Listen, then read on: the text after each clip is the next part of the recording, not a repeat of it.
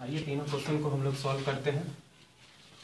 ये मानक पासा पर आधारित, स्टैंडर्डाइज पर आधारित ये तीनों क्वेश्चन है। स्टैंडर्डाइज हम लोग सीखे हैं कि स्टैंडर्डाइज का दो निकटवर्ती सतह का योग 7 नहीं होना चाहिए।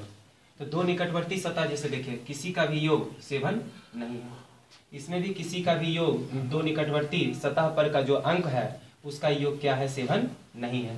इसमें भी दो निकटवर्ती सतह पर जो अंक दिया गया हो, जैसे 6 3 को जोड़ेंगे तो 7 नहीं आएगा, 5 3 को जोड़ेंगे 7 नहीं आएगा। कहता है मानक पासा क्या कहता है, यदि दो निकटवर्ती सतह पर दिया गया अंक का योग अगर 7 नहीं हो तो निकटवर्ती सतह पर जो अंक दिया गया अगर इसका योग अगर 7 के बराबर ना हो तो ऐसे पासा को क्या कहते हैं, मानक पासा कहते हैं। और अगर दो निकटवर्ती सतह पर का अंक 7 नहीं हो तो मानक पासा होगा, और उसके विपरीत सतह का योग कितना के बराबर होगा, 7 के बराबर होगा। ठीक है, तो इसका मतलब है कि ये मानक पासा है, इसके विपरीत सतह का योग कितना के बराबर होगा, 7 के बराबर होगा। तो 1 के विपरीत कितना हो जाएगा, तो 1 का विपरीत कितना होगा, तो विपरीत कहने का मतलब दोनों का योग कितना होना चाहिए, 7 के बराबर होगा। तो 1 में कितना जोड़ेंगे, 7 आएगा, 6। इसका मतलब है कि 1 का अपोजिट क्या होगा, 6। 2 का अपोजिट क्या होगा, 2 में कितना जोड़ेंगे जो 7 आएगा, 2 में कितना जोड़ेंगे 7 आएगा, 5। 2 में कितना जोड़ेंगे 7 आएगा, 5। और 4 का अपोजिट क्या हो जाएगा, 3। इसलिए क्योंकि मानक पासा का विपरीत सतह पर के अंकों का योग कितना होना चाहिए, 7 होना चाहिए। कितना होना चाहिए, 7 होना चाहिए। ऐसे पासा को मानक पासा कहा जाता है। तो 5 का विपरीत क्या हो जाएगा, 5 का विपरीत क्या हो जाएगा, 2 हो जाएगा, क्योंकि मानक पासा में 2 का अपोजिट 7 के बराबर होना चाहिए। तो 2 में कितना जोड़ेंगे, 7 आएगा, 5। इसलिए आंसर क्या हो जाएगा, 2। तो 5 का विपरीत क्या हो जाएगा, 2।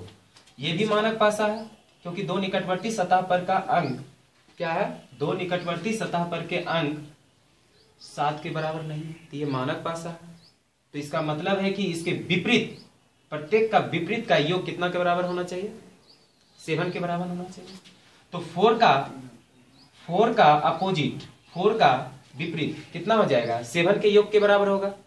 तो 4 में कितना जोड़ेंगे जो 7 पूर जाएगा, 3। 7 पूर जाएगा, तो इसका मतलब है कि 4 का विपरीत क्या हो जाएगा, 3 हो जाएगा। इसका आंसर क्या हो जाएगा, 3। आंसर क्या हो जाएगा, 3 हो जाएगा। ये भी मानक पासा है, दो निकटवर्ती सतह पर जो दिया गया अंक है उसका भी योग 7 के बराबर नहीं है। तो इसका मतलब है कि उसका अपोजिट 7 के बराबर होना चाहिए। तो 2 का अपोजिट, 2 में कितना जोड़ेंगे जो 7 आएगा, 5। तो 2 का अपोजिट कितना हो जाएगा, 5। 2 का अपोजिट कितना हो जाएगा, 5। इसलिए कि दो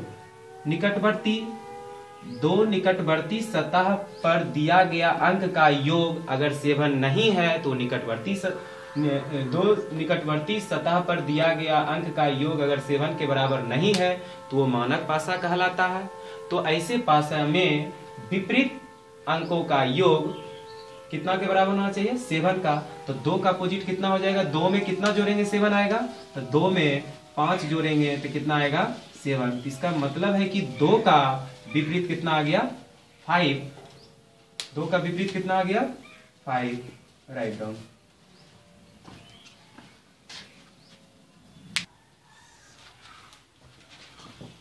अब हम जनरल डाइस का समान पासा का एग्जांपल लिए हैं।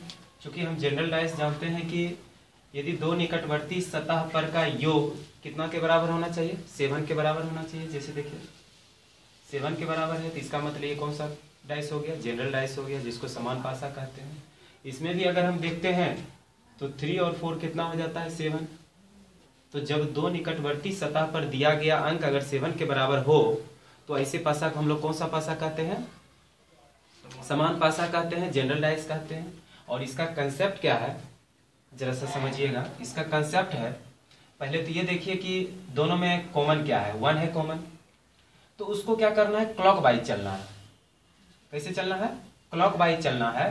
तो पहले इसका देखिए लिखते हैं 1, 1 के बाद क्या आएगा क्लॉकवाइज। पहले एक कॉमन मिला, हाँ एक कॉमन मिलना चाहिए, दो नहीं, ठीक है एक कॉमन, दो वाला भी बताएंगे। पहले ये देखिए एक कॉमन मिल रहा है कब, जब ये समान पासा हो, जनरल डाइस हो। कैसे समझेंगे जनरल डाइस से, दो निकटवर्ती सतह पर दिया गया अंक का योग अगर 7 हो तो ऐसे पासे को हम कौन सा पासा कहते हैं, समान पासा कहते हैं। जब समान पासा होगा तो हम ऐसे बनाएंगे कि दोनों का पहले एक कॉमन पार्ट देखेंगे, 1 कॉमन पार्ट हो गया तो 1 को रखे, फिर इसका क्लॉकवाइज चलेंगे तो 1 के बाद कितना आएगा क्लॉकवाइज, क्लॉकवाइज ये होता है क्लॉकवाइज, ये होता है क्लॉकवाइज। जिधर से घड़ी आपका मूव करती है वो क्लॉकवाइज होता है, और उसके अपोजिट जो होता है वो क्या होता है, एंटी क्लॉकवाइज होता है, एंटी क्लॉकवाइज होता है, ठीक है। तो क्लॉकवाइज जाना है, 1 के बाद क्या आएगा क्लॉकवाइज 6, और 6 के बाद कितना आएगा क्लॉक ऐसे, तो 1 के बाद 6, 6 के बाद 5 आएगा। ये हो गया इस फिगर के लिए। यहां देखते हैं कॉमन पार्ट को कॉमन के नीचे रखना है, तो 1 का क्लॉक कितना आएगा, 1 का क्लॉक आएगा 3, और उसका फिर क्लॉक कितना आएगा 2, तो 5 का अपोजिट कितना हो गया 2 हो गया, 6 का अपोजिट कितना हो गया 3 हो गया। तो बच्चों आप बताइए कि 1 का अपोजिट क्या हो सकता है। डाइस में 6 अंक होता है, 1 2 3 4 5 6। 5 अगर 2 का अपोजिट हुआ, 5 अगर 2 का अपोजिट हुआ, 6 3 का अपोजिट हुआ, 6 3 का अपोजिट हुआ, इसका मतलब है कि 1 किसके अपोजिट होगा 4 का अपोजिट होगा। तो 1 किसके अपोजिट होगा 4 का अपोजिट होगा, और 4 किसके अपोजिट होगा 1 का अपोजिट होगा। तो 4 का विपरीत कितना हो जाएगा, 4 का विपरीत हो जाएगा 1, ठीक है। अब आते हैं इस टाइप के क्वेश्चन में।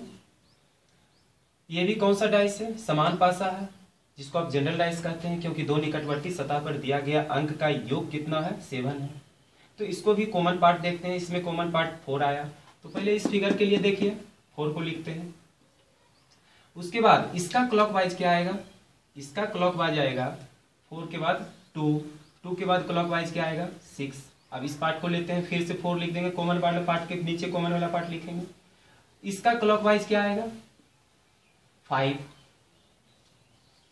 और उसके बाद क्लॉकवाइज 3। तो 6 का अपोजिट कितना हो गया 3, 2 का अपोजिट कितना हो गया 5, 6 का अपोजिट 3, 2 का अपोजिट 5, तो 4 का अपोजिट कितना होगा 1, 4 का अपोजिट कितना होगा 1 होगा। लेकिन यहां क्वेश्चन क्या पूछ रहा है 2 का विपरीत, तो 2 का विपरीत कितना होगा 5 होगा, इसलिए आंसर क्या हो जाएगा 2 का विपरीत 5 होगा। तो ऐसे का इस कंसेप्ट को तब बनाना है जब आपका सामान्य पासा हो, जनरल डाइस हो। समान पासा आप जान चुके हैं, कंसेप्ट तो याद रखनी ही होगी। समान पासा वैसे पासे को कहते हैं जिसके दो निकटवर्ती सतह का योग 7 के बराबर हो।